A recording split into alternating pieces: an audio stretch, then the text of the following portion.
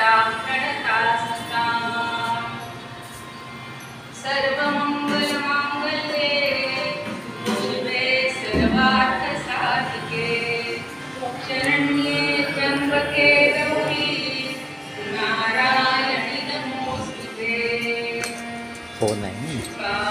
सारिके पूर्णवैराग्य जासे वसिष्ठा परिज्ञान योगेश्वराचे कधी मानिका सारिका मान्यैसा नमस्कार रामदासा वृंदावनासी बहुशान सखाया बहुवेळी निष्ठा समाधीवरी वर्षकाटे तुला नमस्कार माझा समर्थ वेळा पदाला जय जय रघुवीर समर्थ राम जय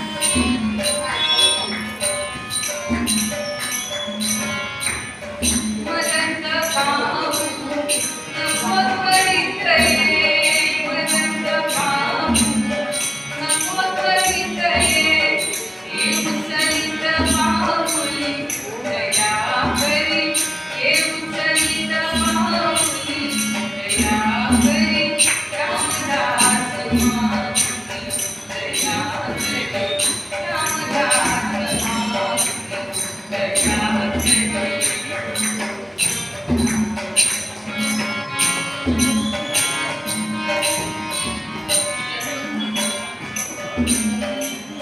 जय रामात्मज कन्यावरी करी जय रामात्मज कन्यावरी करी मकर कर सामुनी दया करी मकर कर सामुनी दया करी रामदास मामुनी दया करी रामदास मामुनी दया करी रामदास मामुनी दया करी रामदास मामुनी दया करी रामदास मामुनी दया करी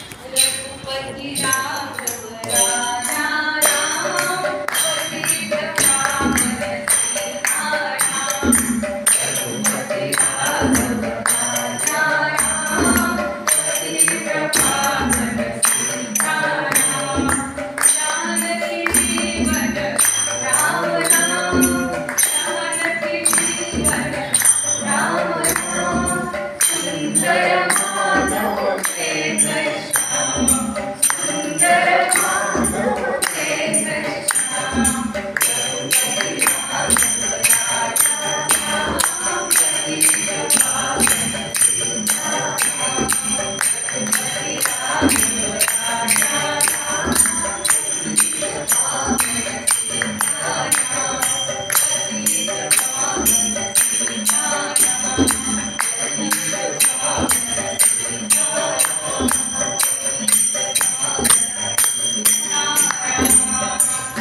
राजाधिराज प्रभु रामचंद्र महाराज की जय महारुद्र हनुमान की जय सद्गुरु समर्थ रामदास स्वामी महाराज की जय सद्गुरु संत वेणा स्वामी महाराज की जय आर्य सनातन हिंदू धर्म की जय सब संतन की जय गौ माता की जय भारत माता की जय भद्रकाली माता की जय जय भगवती देवी नमो वरदे जय पार्वती राजिनी वरदे जय भगवती देवी नमो वरदे जय पार्वती राजिनी वरदे जय पार्वती राजिनी वरदे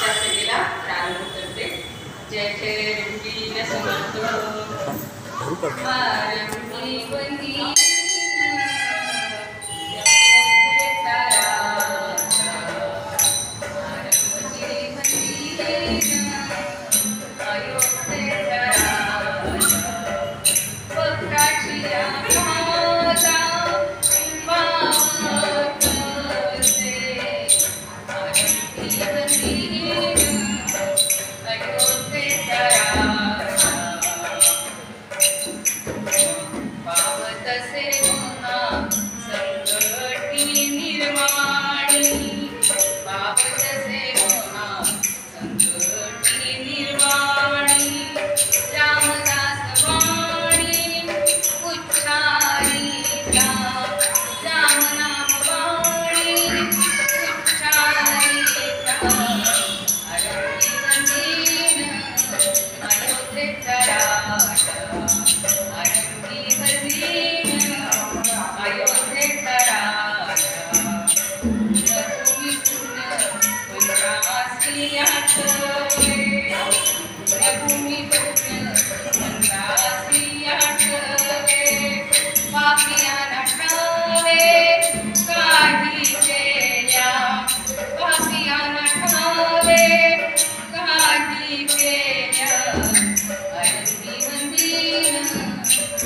अयोध्येचा राजा काही केल्या तुझे मन पालटेना मन पालटेना काही केल्या तुझे मन पालटेना मन पालटेना दास म्हणे जना दास म्हणे जना सावधान अरंभी मंदिर अयोध्येचा राजा अरंभी मंदिर अयोध्येचा राजा अरंभी मंदिर अयोध्येचा राजा.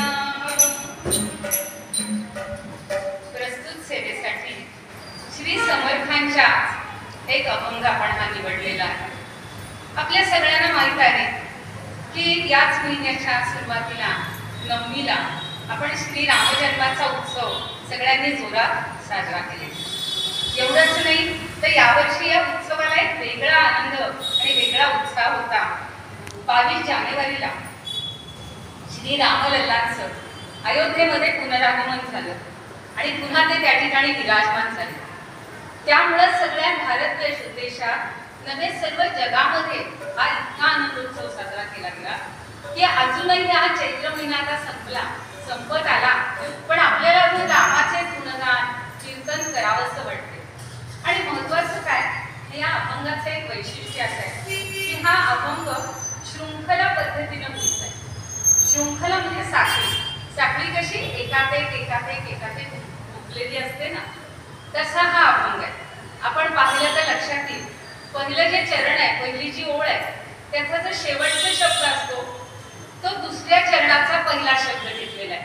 समर्थांनी एवढी सुंदर रचना केलेली आहे. पहिलं जे आहे अरंभी मंदिर अयोध्येचा राजा भक्ताची या काजा पावतसे हा शेवटचा शब्द आहे. ती त्याच्या पुढची ओळ आहे पावतसे महा संकटी निर्वाणी राम नाम वाणी उच्चारिता शेवटच्या शब्दाला उच्चारिता नाम होय पापक्षय होय पापशम पुण्याचा निश्चय पुण्यभूमी आता पुढची पुण्यभूमी ते लगेच पुढची ओळ होते पुण्यभूमी पुण्य संतासी आठवे पापियाला ठावे काही केल्या आता शेवटच्या चरणात म्हणतात काही केल्या तुझे मन पालटेना रामदास म्हणे जना सावधान. इथे अभंग संपतो. मग आता आपण पाहिलं की पहिल्या चरणाचा पुढचा शेवटचा शब्द जसा पुढे गुंफत गेला पण या प्रत्येक चरणामध्ये इतका अर्थ भरलेला आहे. मला एक सांगायला आनंद होतोय आपण सगळ्यांना माहितीच आहे की ज्या चैत्र महिन्याच्या नवमी तिथीला मध्यान्हीला सूर्य तबकला असताना वसंत ऋतू प्रारंभ झाला असताना आपल्या रामचंद्राचा जन्म झाला आणि त्याच दिवशी श्री रामदासांचा समर्थांचा चैत्र महिन्यातच मध्यान्हीला सूर्य तबकला असताना चैत्र महिन्यामध्ये आणि वसंत ऋतूमध्ये त्याच दिवशी जन्म झालाय. काय छान योगायोग आहे बघा की एक आहे उपास्य दैवत एक आहे भक्तवत्सल पण त्या दोघांचा जन्म एकाच दिवशी व्हावा आणि त्या श्री समर्थांना त्या रामरायांनी स्वतः अनुग्रह दिले म्हणून त्यांना त्या रामाबद्दल जास्त कळकळ आहे आणि म्हणून ते सांगतायत की आरंभी बंदीनं अयोध्येचा राजा पहिल्यांदा मी या माझ्या अयोध्येच्या राजाला वंदन करेन. फक्त त्यांनी केलं वंदन म्हणजे झालं का नाही. त्यांचं असं म्हणणं आहे की तुम्ही आम्ही सगळ्यांनी या अयोध्येच्या राजाला प्रथम वंदन केलं पाहिजे. मला भाग्य असं थोर आहे की काळाराम मंदिरामध्ये याच नाशिक पुण्यनगरीमध्ये मला पहिलं कीर्तन करण्याची संधी मिळाली. समर्थ सुद्धा पहिल्यांदाच काळाराम मंदिरात आले होते आणि त्यांचं सगळं मी त्यांची बरोबरी नाही करत पण त्यांचं जे सगळं चरित्र घडलं ते ह्या रामामुळेच घडलेलं आणि म्हणून त्यांना रामाबद्दल जास्त आदर आहे जास्त प्रेम आहे. मग पुढे ते काय म्हणतात हा राम का बंदायचा प्रथम तर आपण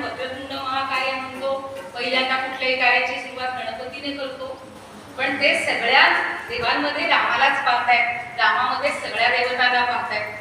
मग ते सांगतायत की पावत असे महासंकटी निर्वाणे. अहो हा राम काय होतो, अगदी मोठं संकट आलं ना तरी तो आपल्याला पावतो, म्हणजे धावत धावत येतो. आणि निर्वाणी म्हणजे शेवटच्या क्षणी सुद्धा. अशा प्रत्येक वेळेला हा राम आपल्याला आपल्या पाठीशी उभा राहतो, आपल्या जवळ येतो.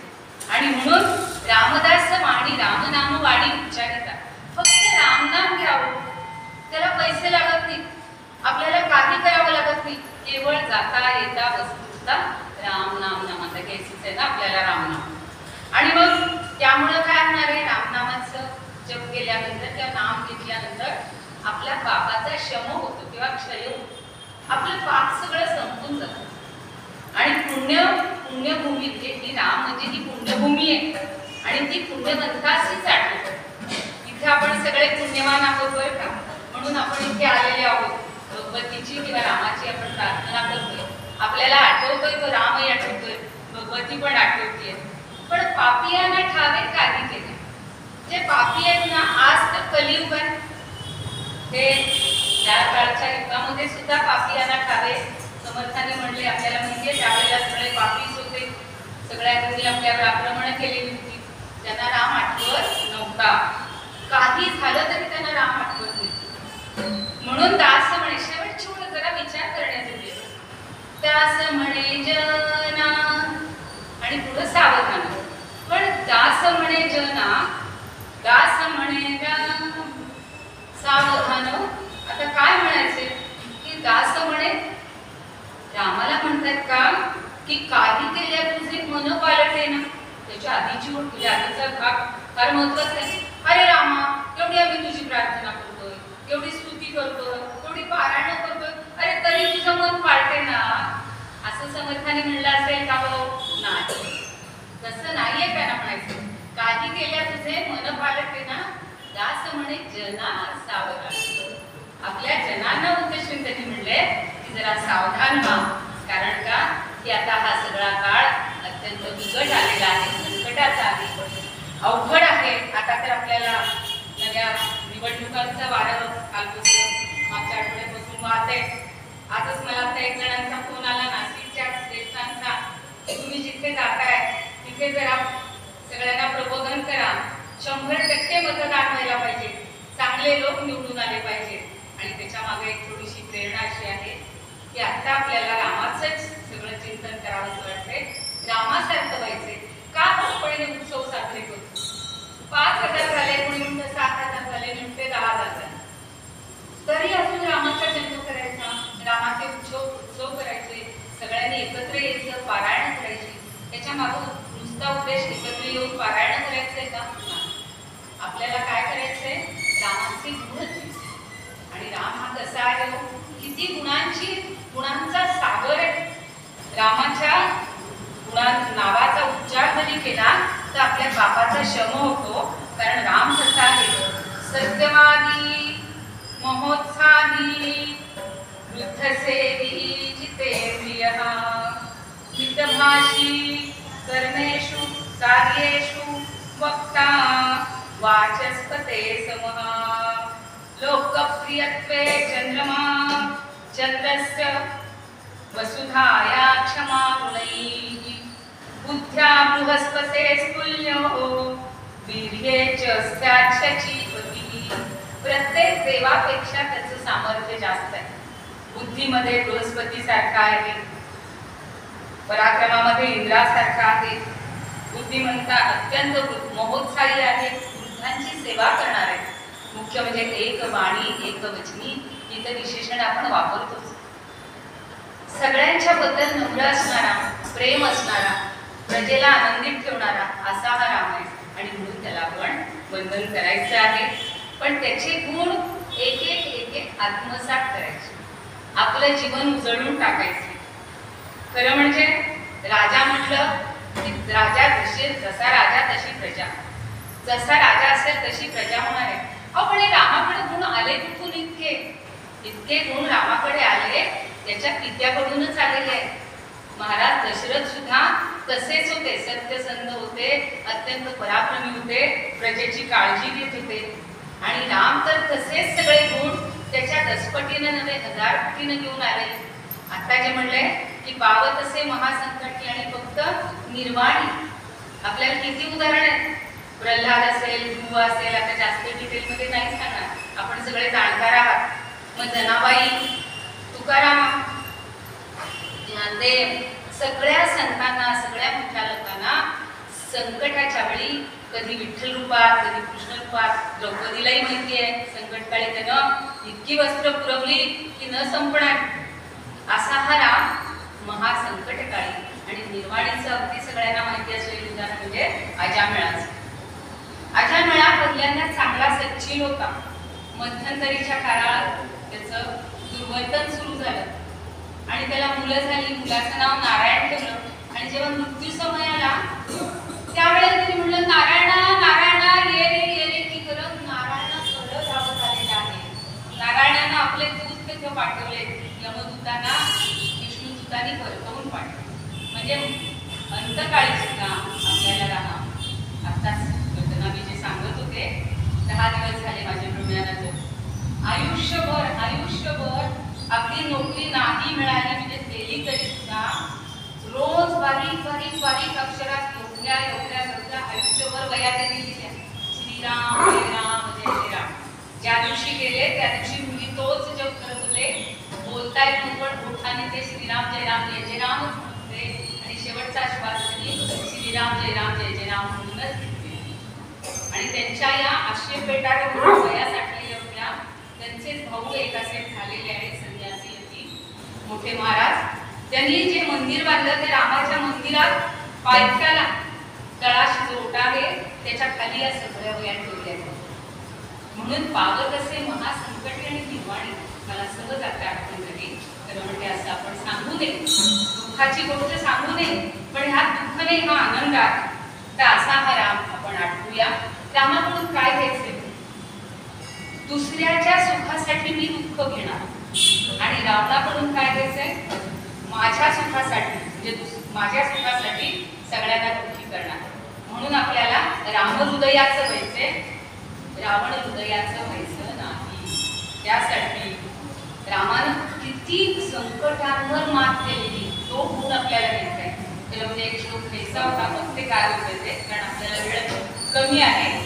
फक्त आशय सांगते की रामाला एवढी मोठी लंका जिंकायची होती. विजयतव्या लंका चरणतरणीयो जलनिधी असा श्लोक आहे की त्याला लंका जिंकायची होती. कसं जाणार? एवढा मोठा समुद्र पार करून. चरणतरणीयो, अहो चरण हीच नाव केलेली आहे आणि ओलांडून गेला. त्याला सहाय्यकारी कोण होते? साधे मानव होते. तो शत्रू कसा होता? पुलस्त्य होता. पुलस्त्य ऋषींचा पुत्र होता. महाभयंकर होता. आणि बाकी साधनं काही होती का त्याच्याकडं? काहीही नव्हती. पण तरी सुद्धा रामाने ती लंका जिंकून आणली. सगळ्या राक्षसांचा पराभव केला, नाश केला. आणि म्हणून एक शेवटची ओळ महत्वाची, क्रिया सिद्धिस्तत्वे वसती महतामोपकरणे. जे हे महान लोक आहेत, श्रेष्ठ लोक आहेत, त्यांची सिद्धी ही कशावर अवलंबून असते? साधनांवर नाही, सत्वे स्वतःच्या पराक्रमावर ते आपली सिद्धी मिळवतात. आणि म्हणून आपल्याला रामाचे गुण घ्यायचे. राम कसा झाला तर दशरथाकडे थोडंसं पाहायचंय की दशरथ हा त्याचा पुत्र होता. आणि म्हणून आपण एक छोटंसं सांगते सध्याच्या काळातलं उदाहरण. तुम्हाला वाचलेलं असेल, अब्दुल कलाम माहिती आहेत आपले राष्ट्रपती. पहिलं यान सोडायचं होतं अवकाशात. त्यावेळेला त्यांच्याकडे वाहन नाही, गाडी नाही, काही नाही. ते यान कसं न्यायचं जिथून सोडायचं तिथपर्यंत? अडून बसले नाही, सायकलीला ते यान बांधलं, तिथपर्यंत नेलं आणि तिथून यशस्वी उड्डाण केले. आणि दुसरं उदाहरण आपले लाडके आजचे पंतप्रधान, जे 10 वर्षामध्ये त्यांनी क्रांती केलेली, भारताचं नाव उंचावलेलं आहे. एक वेगळी प्रसिद्धी आणि वेगळी दर्जा आपल्या भारताला मिळालेल्या, स्वतःचंही त्यांनी स्थान निर्माण केलं. म्हणजे कुठल्याही छोट्या छोट्या सिद्धी कारणांवर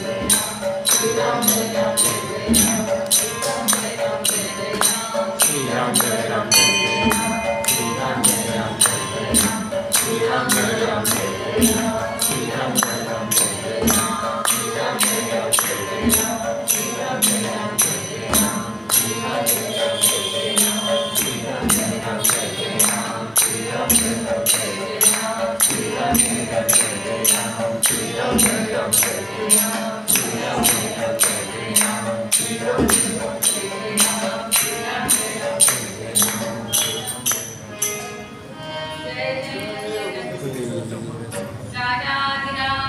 प्रभुरामचंद्र महाराज की जय।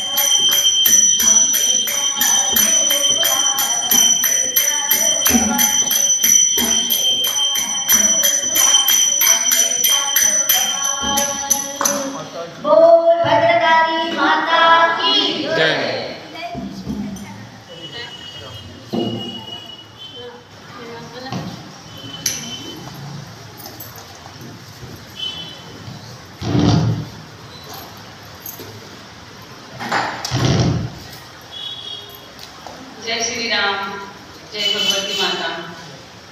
आत्ताच आपण अयोध्येच्या राजाला वंदन केलं आणि हा अयोध्येचा राजा अर्थात मी म्हटलं तसं पहिला आहे, म्हणजे त्यांची परंपरा तर फार मोठी आहे, पण रामाचे पिता अर्थातच दशरथ राजा आणि ते सुद्धा अत्यंत पराक्रमी होते, अत्यंत सत्यवाक होते।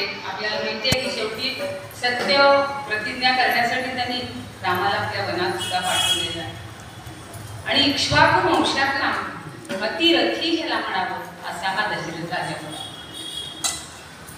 सगळ्या गोष्टींमध्ये पराक्रम त्याचा इतका पट होता की इंद्राला वगैरे सुद्धा त्यांनी मदत केली. धनधान्य समृद्धीमुळं प्रजा सगळी सुखी होती. आणि हा आदिराजा मनूच्या वंशातला म्हणजे मनूनं जी नगरी स्थापन केली तीच यानं नगरी अयोध्या नगरी स्थापन केली आहे. तिचं खूप सुंदर पालन केलं. ही अयोध्या नगरी कशी आहे हो?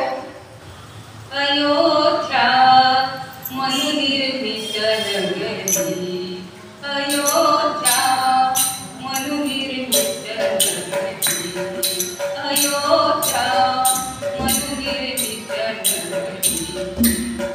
त्या नगरीच्या विशालतेवर, त्या नगरीच्या विशालतेवर उतारा दिला.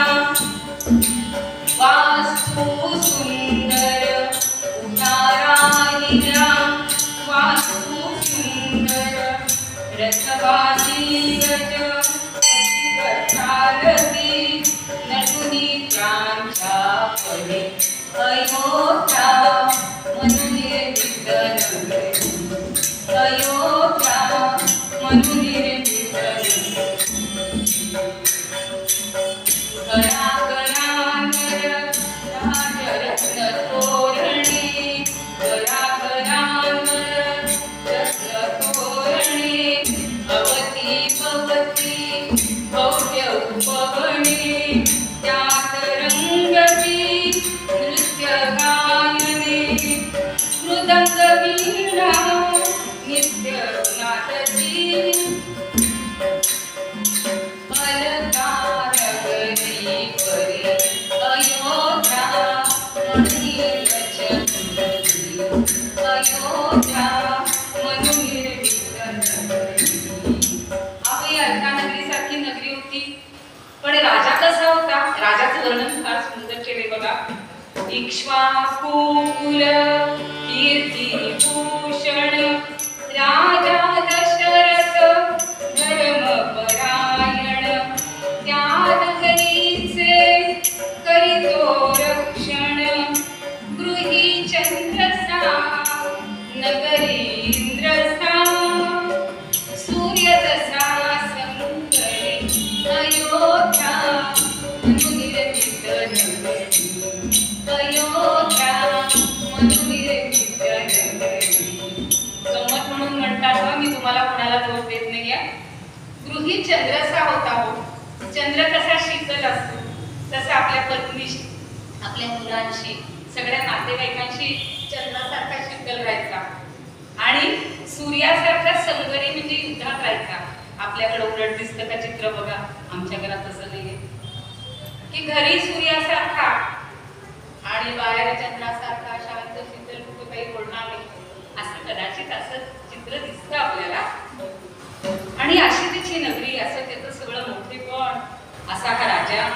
आपल्याला माहिती आहे की त्यानं बाकी आता दुःख वगैरे सांगणार नाही, पण पुत्रप्राप्तीसाठी ऋष्यशृंग मुनींना बोलावलं. ऋष्यशृंग मुनी कोण माहितीये? त्याची जी मूळ पत्नी कन्या शांता ती रोमपाद राजाला दिलेली होती. रोमपादाच्या राज्यात दुष्काळ पडला म्हणून त्या ऋष्यशृंगाला आणवलं गेलं. त्यांनी तिथे यज्ञ केला. त्याच्या राज्यामध्ये समृद्धी झाली. हे सगळं दशरथानं ऐकलं आणि मग त्याला वाटलं की आपल्याला पण पुत्रप्राप्ती व्हायला पाहिजे. मग आपण या रोमपादाला सांगूया आणि ऋष्यशृंगाला आणूया. म्हणून ऋष्यशृंगाला आणवण्यात आले. स्वतः राजा गेलेला आहे. रोमपादाकडे गेला. दोघं जण तिकडे गेले. ऋष्यशृंगाला घेऊन आले. अहो, नैष्ठिक ब्रह्मचर्य काय असतं? सगळ्या जगातला तो श्रेष्ठ असा ब्रह्मचारी होता. आणि म्हणून त्यानं अगोदर अश्वमेध यज्ञ केला. ते तर इतकं सुंदर वर्णन आहे. काय राजाचं प्रशासन, काय त्याचं नियोजन, सगळ्या लोकांना त्यांनी बोलवलं. आणि त्याच्यानंतर पुत्र 1 वर्ष झालं तरीही पुत्र काहीच होईना. म्हणून ऋष्यशृंग म्हणाले आपण आता पुत्र कामेष्टी यज्ञ करूया. आणि म्हणून पुत्र कामेष्टी यज्ञ केला. पुत्र कामेष्टी यज्ञ इतका म्हणजे अगदी शास्त्रानुसार, विधीनुसार अतिशय सुंदर पार पडलेला आहे. शेवटची जी आहुती घालतात, पूर्णाहुती, ती दशरथाने घातली. आणि त्याच्यातून अग्निसारखा तेजस्वी यज्ञ पुरुष प्रगट झालेला आहे. हातात सोन्याची थाळी, त्याला चांदीचं झाकण आणि असं पायस घेऊन सगळ्या देवांनी दिलं म्हणून तो ते प्रगट झालेला आहे बरं का. आता सगळ्या देवतांना ज्यांना ज्यांना आहुती दिली त्या सगळ्या देवता तिथे आलेल्या होत्या. पण आता आपल्याला पुत्रप्राप्ती कशासाठी व्हायची आहे आणि हा राम कशासाठी जन्माला यायचा आहे, हा सगळ्यात महत्वाचा विषय होता. आताही पाहतोय आपण आपल्या देशात काय सगळ्या जगात असे नवीन कली नवीन राक्षस जन्माला आलेले आहेत, येतात. त्या रावणानं असंच त्राही भगवान त्रिभुवनाला नको नको करून सोडलेलं. सगळे देवही कंटाळले होते, सगळे ऋषी कंटाळले होते आणि म्हणून ब्रह्मदेवाकडे ते सगळे जमलेले देव तिथे यज्ञासाठी ब्रह्मदेवाकडे जातात आणि म्हणतात, ब्रह्मन काहीतरी उपाय करावं, त्या रावणाचा आपल्याला निपात करायला पाहिजे. काय करायचा उपाय? अहो मी काही करू शकत नाही, कारण मीच नश्वर आहे. आपल्याला कुणाची आराधना करायला पाहिजे? विष्णूंची. आणि म्हणून त्यांनी विष्णूची आराधना सुरू केली. धाव परात धावर मापती ज्ञान विलासा, धावर मापती ज्ञान विलासा, पुरपरात्पर शांती विलासा, पुरपरात्पर शांती विलासा, धावर मापती ज्ञान विलासा, धावर मापती ज्ञान विलासा. अहो राक्षस कांजिती काय करावे, राक्षस कांजिती काय करावे, दुःख निधी तुम्ही देवी करावे, दुःख निधी तुम्ही देवी करावे, सोडवी हा वयदायक पाचा, सोडवी हा वयदायक पाचा, त्यावर मापती ज्ञान विलासा, त्यावर मापती ज्ञान विलासा, त्यावर मापती, त्यावर मापती, त्यावर मापती ज्ञान विलासा. धाव म्हणल्याबरोबर लगेच विष्णू धावत आलेले आहेत. काय करायचं म्हणले? मला सगळं समजलंय. मी स्वतः या दशरथ आणि कौशल्याच्या पोटी जन्माला येणार आहे. माझा शेष लक्ष्मण रूपाने येणार आहे आणि शंखचक्र भरत चतुर्नाच्या रूपाने येणार आहे. काही काळजी करू नका. तो यज्ञपुरुष या सगळ्यांची भावना आणि सगळी त्यांची प्रेरणा घेऊन आलेलाच आहे. दिलेला आहे ते पायस. दशरथाला इतका आनंद झाला. दशरथ विचारतो, या पायसचं मी काय करू? तो म्हणतो, दशरथा घे पायसदान, पायसदान, दशरथा घे पायसदान, पायसदान, तुझ्या रत्नी प्रकटता करो हा माझा सन्मान, हा माझा सन्मान, दशरथा पायसदान, पायसदान. पायसदान घेतलं. अरे तुझ्या तिथं सगळं म्हणायला वेळ नाही. तुझ्या तिन्ही राण्यांना वाटून दे. आणलं. आपल्या पहिल्या राणीला म्हणजे खरी लाडकी कौशल्याच आहे, पण कैकेयी त्याच्यावर असं ठेवत होती. पण कौशल्याला अर्धा भाग दिला, कैकेयीला त्याच्यानंतरचा अर्धा भाग दिला आणि उरलेला म्हणजे पावभाग, आणि पावभाग उरला सुमित्रेला दिला. पण सुमित्रेला दोनदा दिला, त्याचे 2 भाग करून दिले. आणि या तिघी राण्या इतका आनंदी आनंद झालेला आहे हो. सगळी अयोध्या नगरी दुमदुमून गेली आनंदानं. आणि बघता बघता बघता राण्या गर्भवती असल्याची वार्ता सगळीकडे पसरली सुद्धा. वसिष्ठाने विचारलं, राजा डोहाळे वगैरे पुरवतोयस ना? हो म्हणे, पुरवतोय ना. विचारलंस का प्रत्येक राणीला काय हवंय? कैकेयीकडे पहिल्यांदा आपण विचारायला, डोहाळे यांची हट्टी आहे ना, तिला पहिल्यांदा विचारूया.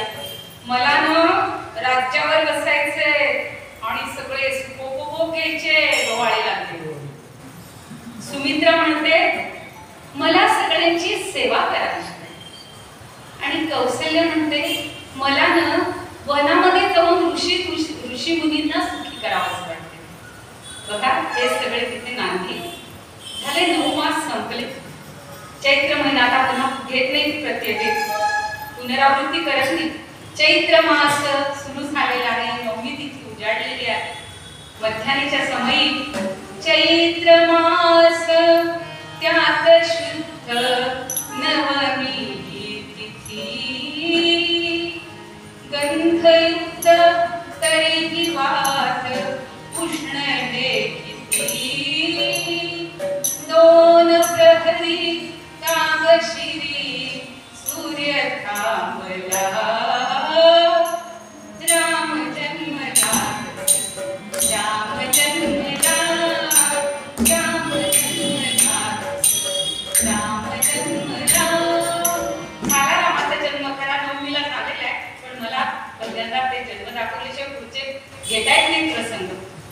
आनंदी आनंद आनंद सगळीकडे नुसते अमृताच्या वर्षाव झालेल्या देवानी पुष्पवृष्टी केलेली आहे. पाठोपाठ लक्ष्मण भरत शत्रुघ्न सगळे जन्माला आले. काय त्यांची बालपण होती. आई बाबांना आनंद देत होते. सगळ्या गजाननांना लहानपणापासूनच बाललीलांनी आनंद घेत होते. एकदा काय होतं माहितीये दशरथ म्हणतो रामा आता तो रमवणारा म्हणून राम आहे बरं का. प्रत्येक नावाचं खूप सांगण्यात आहे आणि ज्याचं लक्ष सगळं मनावर आहे प्रत्येकाच्या तो लक्ष्मण आहे. सगळ्यांचं भरण पोषण करणारा तो भरत आहे. शत्रूंना नष्ट करणारा शत्रुघ्न आहे. दशरथ म्हणतो बाळा ये रे मी तुला खाऊ घालतो. पळत पळत दुडू जायचा. अजिबात बाबांकडे यायचा नाही. एके दिवशी उलट झालं. त्याला खूप भूक लागली. आई म्हणतो आई मला लवकर जेवायला दे. आई मला जेवायला दे. आईचं लक्षच नाही कौशल्याचं. ती कुठेतरी दुसऱ्या कामामध्ये मोठं. हा गेला आणि हा प्रसंग खऱ्या रामायणातले मी सगळे प्रसंग घेतलेले ओरिजिनल जिथा. त्याला देत नाही म्हणल्यावर त्याने एक लाकूड घेतले आणि सगळी शिंकी मडकी फोडली. दही दूध तूप त्यातलं पाडलेलं आहे. पहिले लक्ष्मणाला खाऊ घातलं. मग भरताला मग शत्रुघ्नाला. अहो त्या स्वयंपाकाने सांगितलं स्वयंपाकातलं लाकूड घेऊन बघा करतो काय. ती बघते तर का जे आपल्याला उद्या घ्यायचंच आहे गोपाळकाला. आज राम उद्या कृष्ण. ती म्हणते अरे बापरे काय रे असं काय रे राजा करतो. ये मी तुला घास बनवते. आणि ती लगेच म्हणायला सामळात रामचंद्र माझ्या हातानी जेवतो माझ्या हातानी जेवतो उरलेल्या खासासाठी कमरा पुरचा थांबतो कमरा पुरचा थांबतो रामचंद्र कधी भावटाची भीती कधी भावटाची भीती. अहो सगळ्यांना आनंद सोडकर आपल्याला रामचरितमानस माहिती असेल. तुलसीदासांनी जे रचलेलं आहे इतकं सुंदर त्यांनी वर्णन केलेलं आहे बघा की या तुलसीदासांनी छोटासा प्रसंग सांगितलेला आहे. हा राम काय करतो म्हणजे राम काहीच करत नाही. ती कौशल्या एके दिवशी त्याला स्नान घालते. छान नटवते. कारण पूर्वीच्या काळी शृंगार करायचा. आपण सुद्धा बाळाला पीठ लावतो सगळं करतो. सगळं नटवलेलं आहे आणि त्याला पाळण्यात झोपवल्यावर ही आपली स्वयंपाकघरात गेली. छान पदार्थ केले पप्पांकडे. अगोदर तिनं इष्ट देवतांची पूजा केली. मग स्वयंपाक केलेला आहे आणि छान नैवेद्याचं ताट घेऊन देवापुढे ठेवलं. नैवेद्य दाखवला. प्राण्यास झालं आणि पाळण्यातून बघते तर बाळ झोपलेलं आहे. परत आपली जाते नैवेद्य वगैरे तू नीट झाकायला. बघते तर तिथं राम जेवत होता. पाळण्यातलं राम तिथे जेवायला लागला होता. तुलसीदास म्हणतात तिला म्हणते आपल्या डोळ्याला की भ्रम झाला का काय. परत जाते पाळण्यात. अरे पाळण्यात झोपलेलं आहे. परत येते अरे हा तर खातोय. तुलसीदासांनी फार सुंदर रचना केलेली आहे. करी पूजा नैवेद्य चढ़ाया आपु करी जह पाक कराया बहुरी मातु महरी चली जाई भोजन परम देख सुन जाई. घाबरली ती. हे काय आहे नेमकं हे खरंय का ते खरंय. इथे जेव्हा बसलाय आ करतोय आणि आईला सगळं ब्रह्मांड त्याने दाखवले. जे विश्वरूप दर्शन अर्जुनाला श्रीकृष्णाने पुढे दाखवले. रामाने इथं सगळं त्याला दिसतंय. नद्या दिसतात, पर्वत दिसतात, डोंगर दिसतात, सगळे लोक दिसतात, सगळी कर्म दिसतात, सगळं ज्ञान दिसते, सगळं सगळं तिला दिसायला लागलं आणि ती आश्चर्यचकित झालेली आहे. पुन्हा तो आपलं रूप, मी आता जास्त सांगत नाही, पुन्हा त्यानं आपलं रूप घेतलं आणि म्हणतो, माते कुणाला सांगू नको बरं काही गम. आईला सांगून ठेवलं, नाही सांगायचं. ठीक आहे. हळूहळू बाळा मोठी व्हायला लागली. आता त्यांना वेदविद्या, सगळे वेदाज्ञान, सगळं उपनयन झालेलं आहे. शिकायला पाठवलं, शिक्षण घेऊन आले, अस्त्रविद्या, धनुर्विद्या सगळ्यामध्ये पारंगत झाले. आता राजाला बघा, आता त्या काळात दशरथाला वाटतंय आता आपल्या मुलाचं पहिलं लग्न करून टाकूया. सगळ्या उपाध्यायांना बोलवलं, सगळ्यांना मंत्र्यांना बोलवलं आणि अशी सभा चालली. तेवढ्यात आले विश्वामित्र ऋषी आले लगेच. दशरथांनी त्यांना वंदन केलेलं, त्यांची पाद्यपूजा केली, अर्घ्यपाद्य देऊन सगळं त्यांचा सन्मान केला. ऋषीवर्य आपण आलात, मला खूप आनंद झाला. जसा ब्रह्मदेवाकडे इंद्र यावा तसे तुम्ही माझ्याकडे आलात. आता मी काय करू तुमच्यासाठी? तुम्ही जे म्हणाल ते मी सगळं द्यायला आणि करायला तयार आहे. विश्वामित्रांना आनंद झाला. हा राजा सत्यवचनी आहे. अरे म्हणतो, काय सांगू, गेली कित्येक वर्ष, अंगावर शहाळा येतो का सगळं ऐकताना. अरे गेली कित्येक वर्ष मी सिद्ध व्हावं, सिद्धी मिळावी म्हणून यज्ञ करतोय, पण त्या यज्ञाला यशच मिळत नाहीये. सारखे राक्षस येतात आणि त्याच्यावर मांस टाकतात, रक्त टाकतात, हाडं टाकतात आणि सगळ्या माझ्या यज्ञाचा विध्वंस करून टाकतात. तर म्हणे, काय करायचं मग, मी काय करू? ज्येष्ठ तुझा पुत्र मला देई दशरथा, ज्येष्ठ तुझा पुत्र मला देई दशरथा, यज्ञ रक्षणास योग्य तोची सर्वथा, यज्ञ रक्षणार्थ योग्य तोची सर्वथा, मायावी रात्रीचर कष्टविती मतपार, मायावी रात्रीचर कष्टविती मतपार, कैकवार करुणी यज्ञ नाही मान्यता, नाही सांगता, एक ज्येष्ठ तुझा पुत्र मला देवी दशरथा, वेदीवर रक्तमांस फेकतात ते वृषंस, वेदीवर रक्तमांस फेकतात ते वृषंस, नष्टतात स्वैरमुखे मंत्र बोलता, मंत्र थांबता, ज्येष्ठ तुझा पुत्र मला देवी दशरथा, बालवीर राम तुझा देवा त्या वीर तुला, बालवीर राम तुझा देवा त्या वीर आता, बाळ जरी सान तुझा थोर योग्यता, सान जरी बाळ तुझा थोर योग्यता, ज्येष्ठ तुझा पुत्र मला देवी दशरथा. आधी बोलून बसले, म्हणशील ते तुला देईन, तुम्ही जे म्हणाल ते मी पूर्ण करीन. अहो बाळालाच मागितलं, लाडक्या रामाला, ज्येष्ठ तुझा पुत्र म्हणजेच रामाला. कालवलंय त्याचं मन, काय करून काय नाही, कसं करू होता ही पूर्तता. पण फार युक्तिवान होता तो. म्हणतो, महाराज महर्षी असं करतो, मी स्वतः येतो तुमच्या यज्ञाच्या रक्षणाला. एवढंच नाही, माझी सगळी सेना घेऊन येतो, पण माझ्या बाळाला नका. अजून ते कोवळं आहे हो, त्याला काही जमणार नाही. संतापलेले आहेत विश्वामित्र. अगोदर दिलाच शब्द आणि तो परत घेतोय. रघुवंशांच्या वंशाच्या ह्याला तू काळीमा फासतोयस. असा मी जसा आलो तसा परत चाललो. इतका जुलाब संतापलेले आहे. वसिष्ठ मुनी येतात, म्हणतात, राजा राजा राजा तुझा शब्द मागे घे. अरे दिलेला शब्द रघुवंशांनी पाळणं ही त्यांची नीती आहे, त्यात तुझं धैर्य आणि तो जर मोडलास तर काय? अरे राम तुझा इतका श्रेष्ठ आहे, रामच काय लक्ष्मण सुद्धा, दोघांना दे आणि त्यांचं यज्ञ पूर्ण होऊ दे. ते साधे सुधे नाहीयेत तर का विश्वामित्र? सगळ्या अस्त्रांचं ज्ञान आहे त्यांना, सगळं त्यांच्याजवळ वेगवेगळ्या शक्ती आहेत, त्या ते तुला प्रदान करतील आणि त्याला काहीच कमी पडणार नाही. ठीक आहे, दोन्ही पुत्रांना बरोबर केलं. चाललेत बरं का आता शरयू तीरावरच्या एका आश्रमामध्ये रात्र काढली. पहाट झालेली आहे आणि पहाटे पहाटे विश्वामित्र रामाला म्हणतात, कौसल्या मातरुत्तिष्ठ पूर्वा संध्या उपस्थिता पौर्वादिकं च तेज पौराणिकं च ते कर्तुं तात कालोयमागतः. अरे पूर्वाणिक म्हणजे पहाटे करायची जी कर्म आहेत ना, ती करायची वेळ झालेली आहे.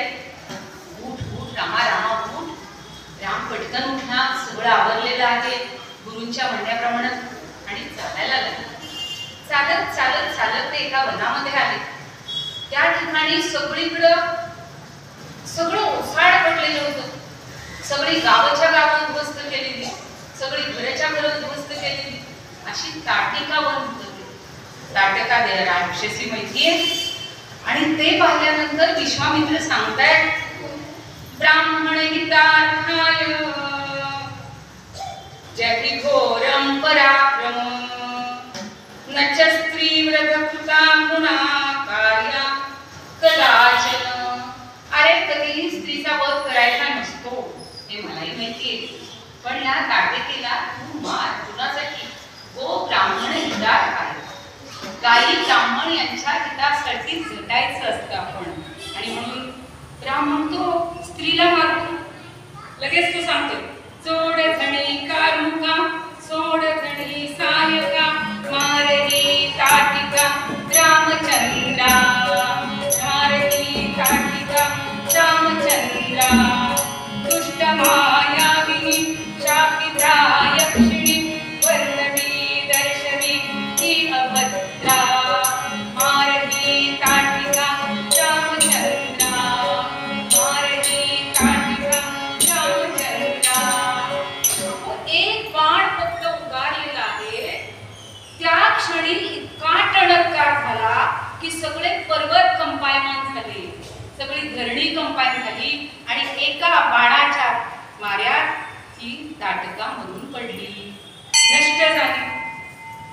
आता काय करायचं? चालले पुढं सिद्धाश्रमात. महत्व काय होतं? आपला यज्ञ रक्षायचा होता. आले सिद्धाश्रमापर्यंत पोहोचलेले आहेत, यज्ञ सुरू केला आहे आणि यज्ञाच्या ठिकाणी श्रीरामांना सांगितलंय, आता मात्र तुमची जबाबदारी आहे. अहो राम लक्ष्मण दोघेही सज्ज झाले. तो मारीच तो सुबाहू आलेच ना लगेच धावत धावत धावत, आणि ते सगळा पराक्रम त्यांचा गाजायला लागले. रामाने काय केलं हो? एकच बाण मारलेला आहे आणि एका बाणाने त्या मारीच्याला 100 योजने लांब वळवलेले पाठवलेले समुद्राच्या पलीकडे. थरथर थरथर कापायला लागला होता आणि सुबाहूला आग्नेय अस्त्रानं एका क्षणात नष्ट. मुनींचा यज्ञ आनंदात पार पडलेला आहे. मुनी खूप खुश झाले, खूप आनंदित झाले. रामाच्या पराक्रमानं इतके ते आश्चर्यचकित झाले की आजपर्यंत जे जमलं नाही ते एवढ्याशा कोवळ्या पोरांनी हे करून दाखवलेलं आहे. आणि आता म्हणाले, चला अजून आपल्याला खूप ठिकाणी आता ही वेगवेगळी वनं पार करायची आहेत, आणि म्हणून निघालेले आहेत, कारण महत्वाचं कार्य झालंय. हळूहळू हळूहळू चाललेत सगळेजण. मग आता एक आश्रम दिसतो, ओसाड पडलेला, सगळीकडे शांतता. काय बरं झालं असेल? राम सगळं सांगतात की ही अहल्या आणि गौतम ऋषींचा आश्रम होता आहे. त्या अहल्याच्या हातून काहीतरी चूक झाली. आता आपल्याला माहिती आहे, इंद्राने तिला भ्रष्ट केलेली आहे आणि म्हणून गौतमांनी तिला शाप दिला की तू शिलावत पडशील. आपण म्हणतो दगड झाली, दगड झालेली नाही, शिळेप्रमाणे निश्चल होऊन पडली. सगळं त्याचं शांत झाले आणि तिचा उद्धार करायचा आहे तुला. राम जातो, आपण म्हणतो त्याच्या चरणा पाय लागल्यामुळे तिचे दगड जातो, ती शिळेतनं अहल्या झाली नाही. तिनं त्यांना वंदन केलेलं आहे. अहल्या मातेला तिने वंदन केलं आणि फक्त मस्तकावर हात ठेवलेला आहे त्याच्यातून पूर्ववत अहल्या उभी राहिलेली आणि म्हणून ती म्हणते बघा, रामा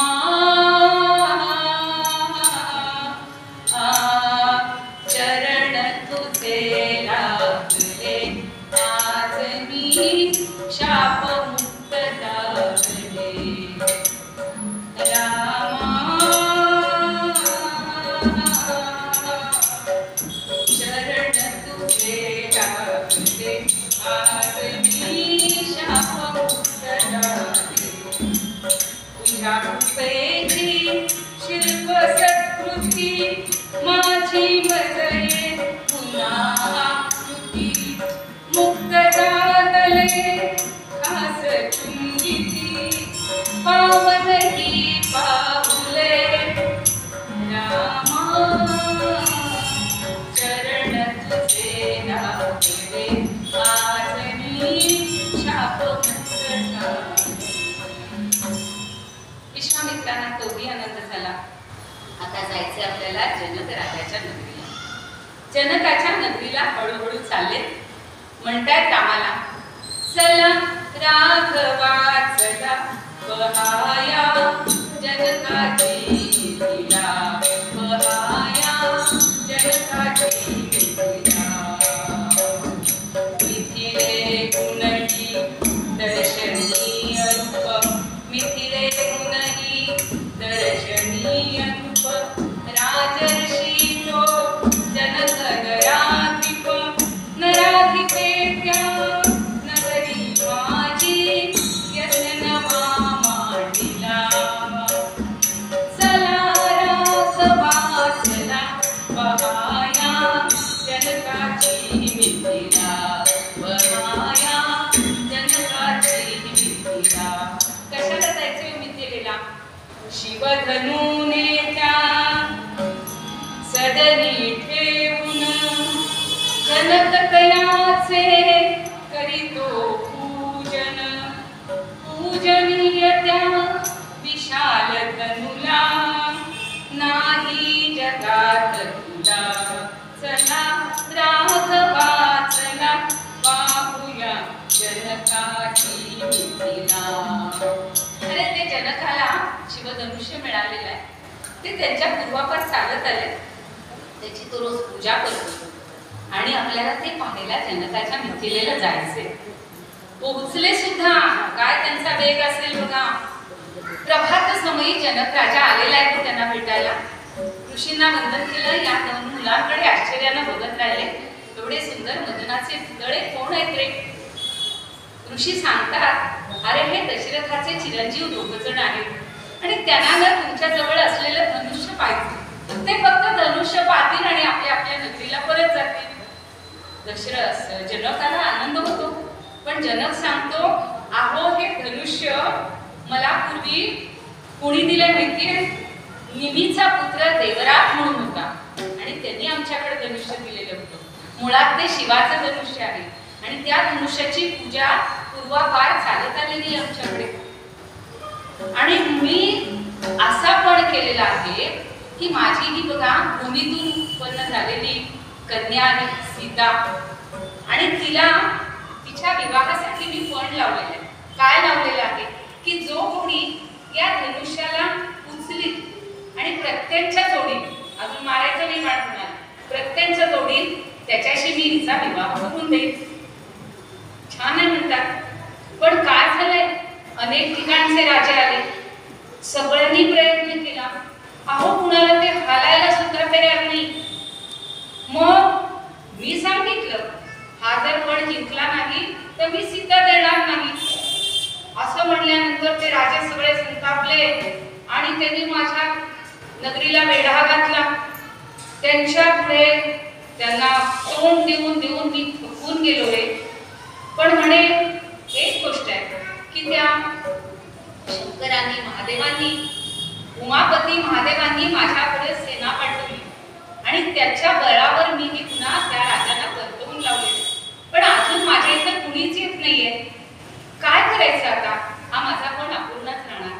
माझी कन्या लग्नाशिवाय राहणार काय? तेव्हा तो सांगतोय, हा बाळ आहे ना श्रीराम, बघूया तर खरं श्रीराम म्हणतात, मी एकदा बघू का धनुष्याला हात लावता येतोय का? आणि रामाने लगेच हात लावलेला आहे. सुखानंदकारी निवारी वयाते, जनी भक्ती भावे भजावे तयाते. विवेके गजाना अनाचार देवा, प्रभाते मनीरा चिंतित जावा. पण मला आवडता घ्यावं लागणार आहे. शेवटचा किस्सा सांगते आणि थांबते. अहो, रामाने ते धनुष्याला पहिल्यांदा गुरूंना वंदन केलं, जनकाला वंदन केलं. मी जे सांगते ते लक्षात घ्या. त्याचे हे छोटे छोटे गुण आपण जे आपल्या नव्या पिढीला सांगायचं काम आपल्याला करतात. तर पहिल्यांदा सगळ्यांना वंदन करायचं, धनुष्याला वंदन केलेलं आहे. आणि एका क्षणात त्यानं ते उचललं सुद्धा, उचललं आणि अशी प्रत्यंच्या त्याच्यावर जोडली रे जोडली तर धनुष्य अंग पावलं. त्याचे 2 तुकडे झाले. सलीलम इव तद्रामम, तोलही द्वैक पाण्यात एका हाताने 2 हात सुद्धा लावले. एवढा श्रेष्ठ होता, सामर्थ्यशाली अशा त्या हातानं धनुष्याचा भंग केला. काय आनंद झाला हो जनकाला. म्हणतो, एवढ्या सुंदर एवढ्या पराक्रमी देवगुणी मुलाशी माझ्या मुलीचं लग्न होणार. तो म्हणतो, विश्वामित्र महोदय, महर्षी, आता यानं माझी प्रतिज्ञा पूर्ण केलेली आहे. तिच्या याच्याबरोबर माझ्या मुलीचे लग्न लावून द्यायचे. पण तुमची अनुमती असेल तर. असं मनाने करत नव्हते बरं का, आता मध्ये मनानेच करतात. जाऊ द्या, झालं. फटाफट राजांना काय तुम्ही प्रधानांना, मंत्र्यांना, सैनिक आपल्या सेवकांना मुलावर पाठवलेलं आहे. दशरथाकडे निरोप पाठवलाय. एक छान पत्र, हो, भावार्थ रामायणामध्ये एकनाथांनी एवढं सुंदर पत्र लिहिलेलं आहे. खरंच म्हणजे असं एक जर आपल्याला फक्त विवाहाबद्दल बोलायचं झालं तर तासभर आपल्याला कमी पडेल. आणि ते पत्र घेऊन गेलेले. दशरथाला सांगितलं, अरे तुझा पुत्र म्हणजे पराक्रमी, म्हणजे त्याच्या पराक्रमाचं काय वर्णन करावं.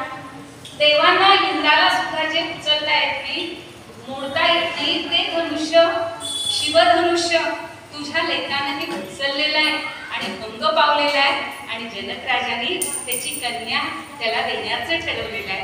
महाराज चला, वंदन असो, लवकर लवकर लवकर जनकपुरीला चला.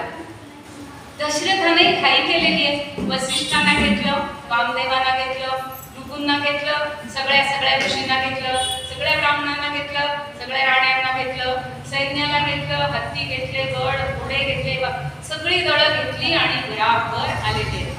जनकपुरीच्या वेशीवर आल्यानंतर आपल्याला माहिती आहे सीमांत पूजन झालेलं आहे. पहिल्यांदा तिथं त्यांचं पूजन केलं आणि इतका आनंद झाला. पण दशरथ म्हणतात, आपलं जनक म्हणतात, अगोदर आमच्या यज्ञाचं अवभृत स्नान राहिलेलं आहे. ते स्नान झालं तर यज्ञाची पूर्णता होते. तिथं फक्त आपण चलावं. सगळेजण तिथं गेले, अवभृत स्नान केलेलं आहे. आणि पुन्हा दशरथ आणि हे सगळे आपल्या मुक्कामी आले, ज्यांच्या सीमेवर त्यांना जिथं थांबवलं होतं तिथं. राजानं ब्राह्मणांना दान केली, गोदान दिली, जितक्या प्रकारची दानं करता येतील तेवढी केलेली आहेत. दुसऱ्या दिवशीचा मुहूर्त ठरलाय. उत्तरा फाल्गुनी नक्षत्रावर विवाह करायचे असतात. माहितीच असेल आपल्या सगळ्यांना, नसेल तर लक्षात ठेवा. आणि तो नक्षत्र, ते नक्षत्र हे विवाहासाठी अतिशय शुभ मानलेले झालं. दुसऱ्या दिवशी पण फक्त रामाचा विवाह नव्हता बरं का. जनकाला एक भाऊ होता, कुशध्वज नावाचा. आणि जनकाची अजून एक कन्या होती, उर्मिला. मग जनक म्हणतो, सीता रामाला घेईल, वरेल उर्मिला लक्ष्मणाला, आणि मांडवी आणि श्रुतकीर्ती शत्रुघ्न आणि भरत आणि शत्रुघ्न, असं ठरवून आता 4 विवाह त्या ठिकाणी सगळे हे पुत्र आणि कन्या सगळे आलेले आहेत. नटून सगळं मंडप खूप भरलेलं आहे. आकाशातून देव सगळे बघता आहेत आणि त्या ठिकाणी विवाह संपन्न झाला. आपण अग्नीच्या भोवती प्रदक्षिणा घालतो, आपल्याला सगळ्यांना माहिती आहे. पण इथं सांगितलेलं आहे की 3 अग्नी महत्वाचे आहेत. गार्भपत्य, दक्षिणाग्नी आणि आहिताग्नी, असे 3 अग्नी, त्यांची प्रदक्षिणा करायची आणि तो विवाह संपन्न झाला.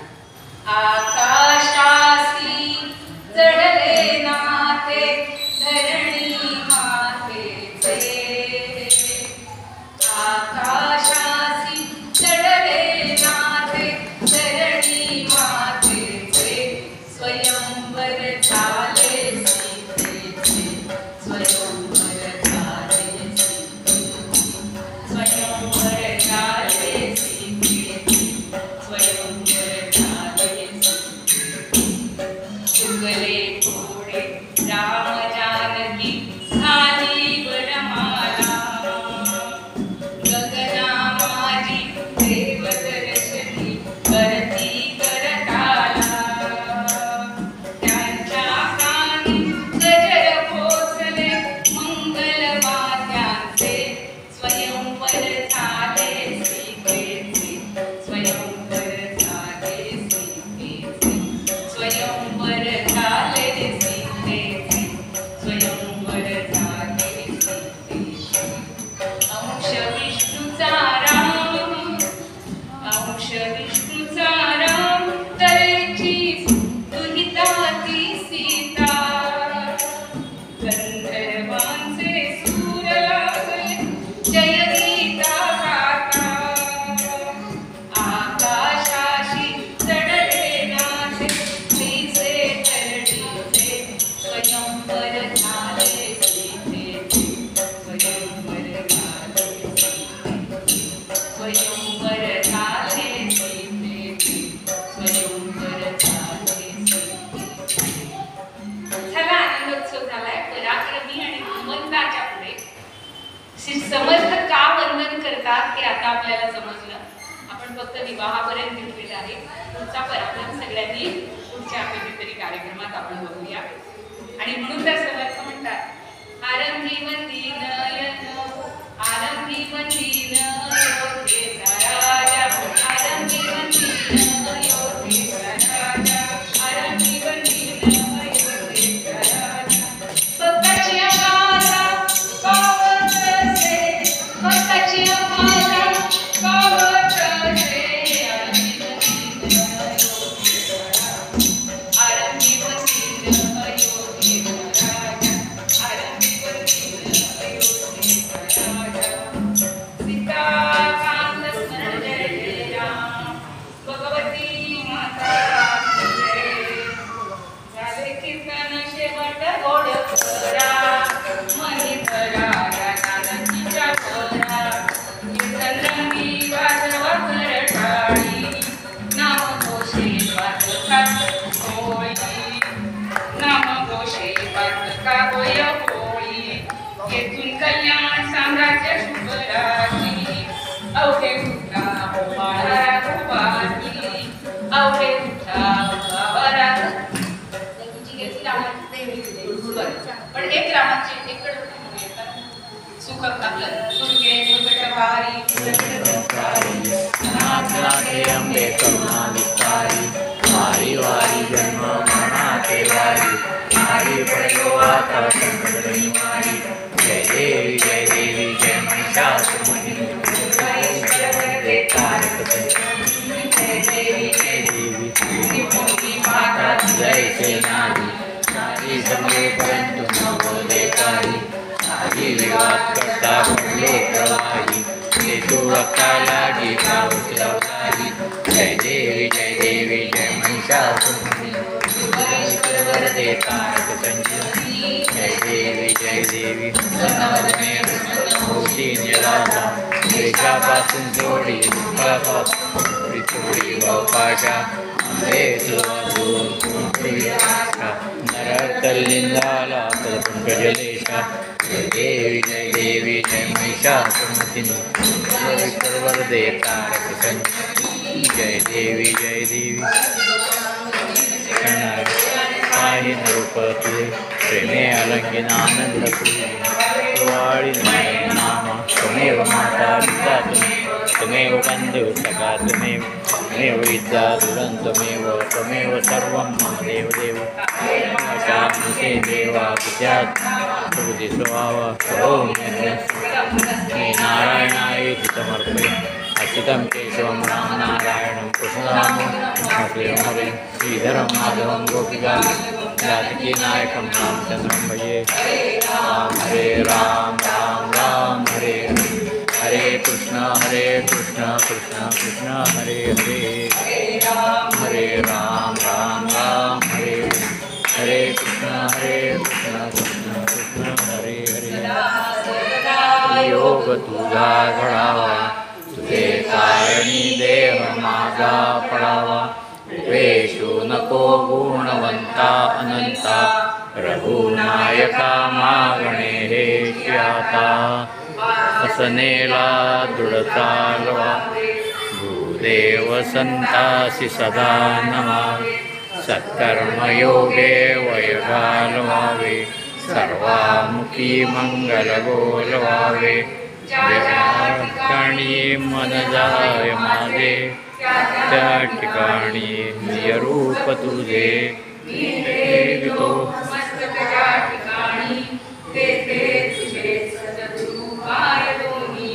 जया वाटते रामदृष्टी असावी जया वाटते निर्गुणी ओळखावी जया वाटते पूर्ण शांती मिळावी जणे मुक्तीने रामदासी दयावी जय जय हे रघुवीर समर्थ भगवती माता की जय